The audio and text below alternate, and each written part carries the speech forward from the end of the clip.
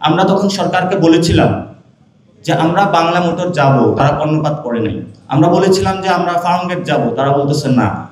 এবং পরবর্তী বলছিলাম যে আমরা গণভবন যাব, তারপরে তারা কর্ণপাত করে নাই। বাট আমরা যখন গণভবনে গিয়েছি, তারা হলো আপনারা দেখেছেন সচক্ষে সবাই প্লেনের ছবিগুলো হলো ভারতে পালিয়ে গিয়েছিল। ভবিষ্যতেও আমরা বলেছিলাম বাংলাদেশে একটা বুলেটের রেভলিউশন হয়েছে, আগামীতে হলো ব্যালটের রেভলিউশন হবে।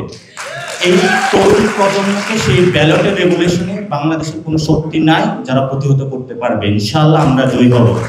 আর এটা ওইটা না, কাপড় ধোয়ার একটাই সলিউশন, চাকা অল ইন ওয়ান। বাংলাদেশের বড় বড় দলের সামনে এখন আমরা দাঁড়িয়ে গিয়েছি। একটি দল গিয়েছে, আরেকটি বড় দল আমাদেরকে ধরার জন্য অপেক্ষায় আছে। যে একবার বলতেছে যে তোমরা তো বাচ্চা ছেলেরা ইলেকশন করতে পারবে না, একবার আমাদেরকে চ্যালেঞ্জ দিয়েছিল, ওরা কি পারবে, আমাদেরকে তো ক্ষমতা থেকে নামাতে পারবে না। মানে হাজার ধরনের কিন্তু চ্যালেঞ্জের মধ্যে দিয়ে আমরাও যাচ্ছি। তো ইনশাআল্লাহ আমরা পার্লামেন্টে যাব এবং সরকার গঠন করবে, এটাতে বাংলাদেশের 18 কোটি মানুষের কোনো সন্দেহের কোনো অবতারণা রাখার প্রয়োজন নেই। আমরা যখনই সরকারের সামনে দাঁড়িয়েছিলাম, ছোট্ট একটা উদাহরণ বলি, আমরা তখন সরকারকে বলেছিলাম যে আমরা বাংলা মোটর যাব, তারা কর্ণপাত করে নাই। আমরা বলেছিলাম যে আমরা ফার্মগেট যাব, তারা বলতেছে না। এবং পরবর্তী বলছিলাম যে আমরা গণভবন যাব, তারপরে তারা কর্ণপাত করে নাই। বাট আমরা যখন গণভবনে গিয়েছি, তারা হলো আপনারা দেখেছেন সচক্ষে সবাই প্লেনের ছবিগুলো হলো ভারতে পালিয়ে গিয়েছিল। ভবিষ্যতেও আমরা বলেছিলাম বাংলাদেশে একটা বুলেটের রেভলিউশন হয়েছে, আগামীতে হলো ব্যালটের রেভলিউশন হবে। এই তরুণ প্রজন্মকে সেই ব্যালটের রেভলিউশনে বাংলাদেশের কোনো শক্তি নাই যারা প্রতিহত করতে পারবে। ইনশাআল্লাহ আমরা জয়ী হব।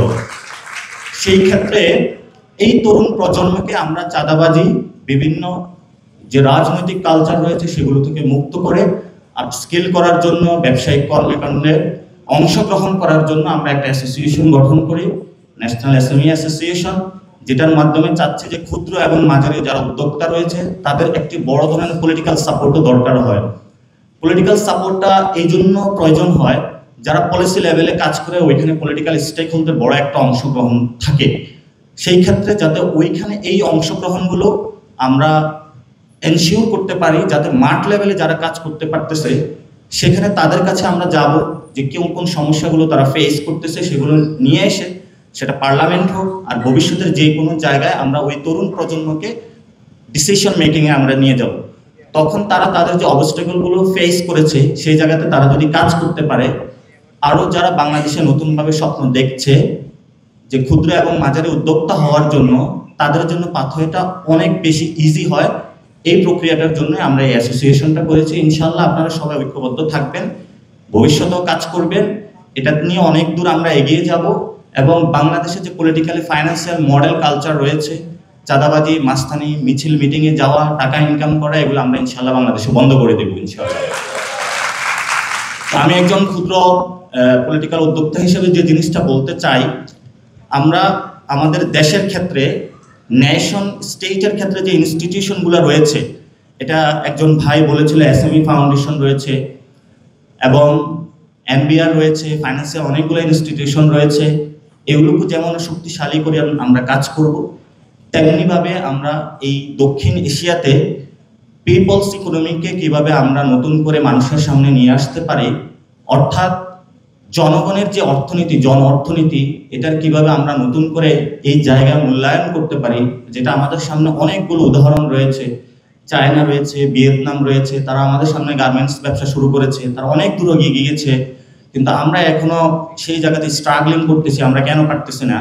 তো সেই জায়গাতে যখন আমাদের বন্ধুরা এসেছিল এই গণ অভ্যুত্থানের পরে, তারা আমাদেরকে জিজ্ঞেস করেছিল যে আপনাদের পলিটিক্যাল পার্টির আপনাদের সামনের পলিসিটা কি হবে।